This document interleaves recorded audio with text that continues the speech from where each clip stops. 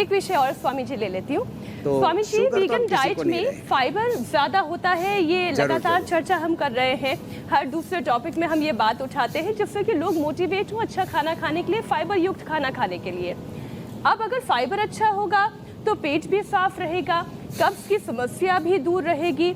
लेकिन ये जो मॉनसून वेदर है, अभी वहाँ तो आप बता रहे हैं कि थोड़ा सा सर्द मौसम है, अमेरिका का तो मुझे ये मौसम अभी नहीं पता, लेकिन भारत में तो मॉनसून वेदर है, डैम्प है, गैस और एसिडिटी की परेशानी ऐसे मौसम में बहुत जल्दी बढ़ जाती है। तो पेट अच्छा रहे, साफ रहे, हाजमा भी दुरुस्त रहे, क्या यहाँ करना न्यूयॉर्क चाहिए? में तो ऐसा ही है जैसे अपने यहाँ सावन में मौसम रहता है, लेकिन वहाँ सैन फ्रांसिस्को में तो सच में अच्छी खासी ठंड थी। तो मौसम तो जैसा भी, हर हाल में हर काल में, चाहे जैसी परिस्थिति हो, चाहे जैसी मनस्थिति हो, हमारी योग में स्थिति हो, ये हमें ध्यान रखना है। चाहे जैसा काल हो, चाहे जैसा हाल हो, भाय को भाय अनख आलसु, योग करत नाम जपत मंगल दिशि दसहु। तो देखो, हमें ये पूरा पैकेज करते हुए आपने जो बताया उसमें जो पवन मुक्तासन था, मैं कह रहा था ये बीपी के लिए, शुगर के लिए, साथ में उत्तान पादासन भी करें ऐसे, ये भी बड़ा अच्छा है। 1-2 मिनट ऐसे ही करना है, 1-2 मिनट करना भी क्या होता है, हम 10-20 सेकंड करना पड़ता है, क्योंकि आप अलग अलग सारे विषय ले लेते हो और उसमें हमें फिर इन सब बातों को सम्मिलित करना पड़ता है। तो जो एक एक रोग की दृष्टि से, अब जैसे पेट के रोग है, गैस है, कब्ज है, एसिडिटी है, इन सबको ठीक करना चाहते हैं तो उनको क्या करना पड़ेगा, एक एक आसन को, अब ऐसे ही पवन मुक्तासन को लंबा करना पड़ेगा, मंडूक आसन को थोड़ा लंबा करना पड़ेगा। जिनका पेट बहुत ही गड़बड़ रह सा, कुमारी आसव, द्राक्षासव, ऐसे थोड़ा थोड़ा चेंज करना पड़ेगा। ऐसे जिनको कोलाइटिस रहता है उनको कुटजारिस्ट, कोलोग्रिट, कुटज, घनवटी, ऐसे थोड़े थोड़े ये परिवर्तन लाने पड़ेंगे। और जीरा, धनिया, मेथी, सौंफ, अजवाइन का पानी, ये जिनका डाइजेशन गड़बड़ रहता है, सुबह उठ कर के पानी पीना। खाने के सीक्वेंस में मैं बार बार कहता हूँ 2 बार खाना खाएं, जैसे आज मैंने कहा था, श्रवण करो, मनन करो, निधिध्यासन करो। श्रवण के बाद, मनन के बाद फिर निश्चय होता है, निधिध्यासन, और फिर उसको अप्लाई करना, इसको साक्षात्कार कहते हैं। चतुर्भिर प्रकारेण विद्या उपयुक्ता भवति। तो आगम कालेन, अध्ययन कालेन, स्वाध्याय कालेन, व्यवहार कालेन, तो ऐसे एक ये पूरा क्रम है, श्रवण, मनन, निधिध्यासन और साक्षात्कार का। तो अभी इंडिया टीवी पर सुनते सुनते लोगों को बहुत दिन हो गए, अब एक एक चीज़ को अप्लाई करें।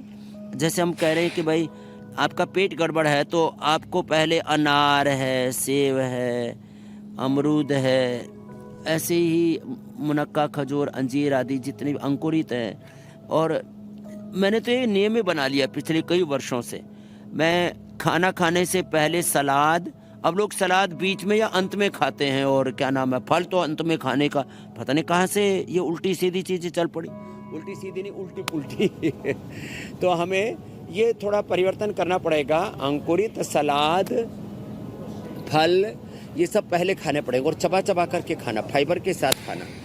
ये जो जूस भी है, पहली बात तो ये है कि पूरा का पूरा फल, और फिर सेकंड ऑप्शन है जूस, कुछ फलों के बहुत ज़्यादा खट्टे आदि होते हैं उनके ले सकते हैं। और तीसरा, ये जो अपवाद के रूप में कभी कभी जब फ्रूट जूस आदि, उसमें मीठा पूरा चीनी ठोक करके भरी हुई होती है, थोक के भाव, तो अभी तो लोग पता नहीं ये फ्लेवर और फ्रेगनेंस और इस सब के चक्कर में अलग प्रकार के टेस्ट एनहांसर्स, मैंने पूरा तबाही मचा रखी है लोगों ने अपनी ज़िंदगी में। इससे तो हमें मुक्त होना पड़ेगा। अच्छा स्वामी जी, यहाँ से देखने में ऐसा लग रहा है कि आपके आसपास जो है हवा बिल्कुल साफ़ सुथरी सी है, AQI लेवल वहाँ भी अच्छा है, तो एक सेशन ज़रा प्राणायाम का भी करवा दीजिए।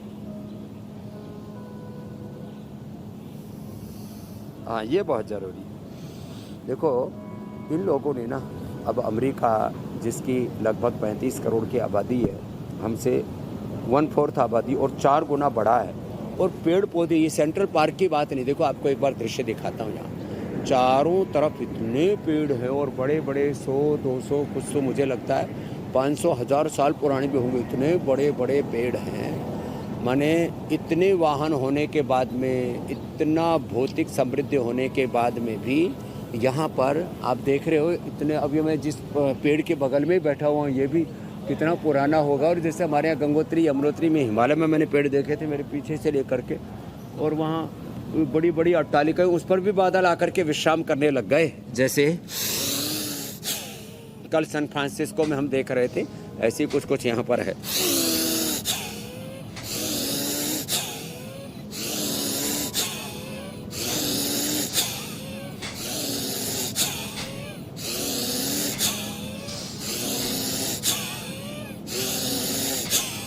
तो पेड़ पौधों के प्रति यहाँ बड़ी सजगता है।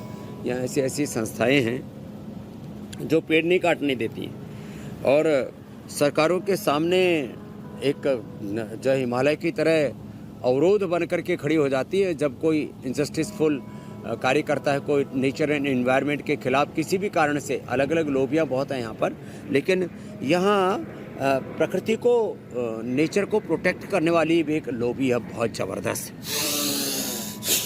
काश अब हम धीरे धीरे अपने यहाँ पर भी करीब 80% हमने अपने जंगल काट दिए, और अमेरिका से 4 गुना माने 1/4 आबादी होने के बावजूद भी 4 गुना ज़्यादा जनसंख्या बढ़े जा रहे हैं। तो थोड़ा विचार करना पड़ेगा हम क्या कर रहे हैं और कहाँ जा रहे हैं। और क्षणिक आकर्षणों, प्रलोभनों से और आभासिक जीवन से हमें व्यवहारिक और पारमार्थिक जीवन की ओर, प्रकृति की ओर, वेदों की ओर, सनातन की ओर, अपने जड़ों की ओर, पेड़ों की ओर लौटना पड़ेगा।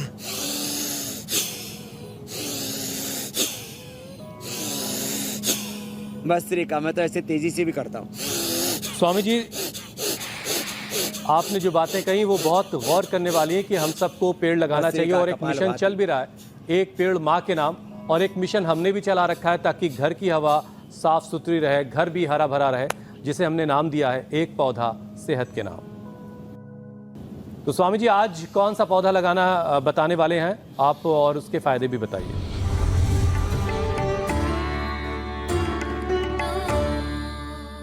आज का पौधा हमारा है मालकांगनी। जो मालकांगनी लगाएगा वो माला माल रहेगा। अब इसके फायदे सुनिए। लोगों का स्ट्रेस बहुत बढ़ रहा है, और इतना डिप्रेशन, इतनी ओसीडी से लेकर के एंजाइटी और सिजोफ्रेनिया, पता नहीं उसके नाम भी सुन सुन करके अपने को तो ऐसे ही चक्कर से आते हैं कि किस चक्कर में पड़ गई दुनिया। तो जो मालकांगनी की के तेल की एक बूंद भी ले लेंगे, या 1 से लेकर के 5 दाने मालकांगनी के खा लेंगे, 1 बूंद मालकांगनी का तेल, या 1-2 से लेकर के 5 दाने मालकांगनी के खा लेते हैं, तो इस युग के एक बहुत बड़े ऋषि हुए महर्षि दयानंद, वो कहते हैं वो अत्यंत मेधावी प्रज्ञावान होंगे। दूसरा, मालकांगनी का नशे करने से तो कफ, कोल्ड, सर्दी, जुकाम, एलर्जी पुराने से पुराना नजला तक खत्म हो जाता है। मालकांगनी से वात रोग तो पूरे दूर हो जाते हैं। मालकांगनी लगभग 5 बूंद दूध में डाल करके पी लो, और जिनकी पित्त प्रकृति है वो थोड़ा ठंडे दूध में डालें, और थोड़ा हनी भी साथ में मिला लें, पित्त प्रकृति वाले। और बाकी कफ प्रकृति वाले, वात प्रकृति वाले तो ऐसे ही गर्म दूध में डाल करके पी लें। और मालकांगनी की मालिश भी कर लेते हैं, वो भी बहुत अच्छी होती है। मालकांगनी की मालिश से अंदर का जोड़ों का दर्द, बाकी तो कुछ विज्ञापन ऐसे ही चलते रहते हैं। अब दर्द भी घुटने टेके का पता लगा, जो लगा रहा था उसी के घुटने टेक गए। तो जो है इससे ये दर्दों के लिए बड़ा ज़बरदस्त है। तो ये मालकांगनी बहुत ही उम्दा चीज़ है, ज्योतिषमती इसको कहते हैं। आजकल ओसीडी और तमाम तरह की प्रॉब्लम बच्चों का, उनके लिए भी, ओसीडी के लिए भी और सेरेब्रल पैलिसी के लिए भी अच्छा है। स्वामी जी, एक और मिशन हमने उठा रखा है, और उसका नाम है फैक्ट चेक, जिसमें हम लोगों को धोखे से और झूठ से बचाते हैं। स्वामी जी, सोशल मीडिया पर एक दावा यह किया जा रहा है कि उंगलियां चटखाने से गठिया की बीमारी हो जाती है। यह दावा सही है या गलत है? एकदम ये दावा सही है। जो बार बार ऐसे ऐसे ऐसे ऐसे चटकाते रहते हैं, उससे जॉइंट हमारे ख़राब हो जाते हैं। तो कभी चटका ली 5-7 दिन में, और कुछ की तो आदत पड़ जाती है बार बार ऐसे उंगलियां चटकाने की, बार बार गर्दन को ऐसे ऐसे चटकाने की।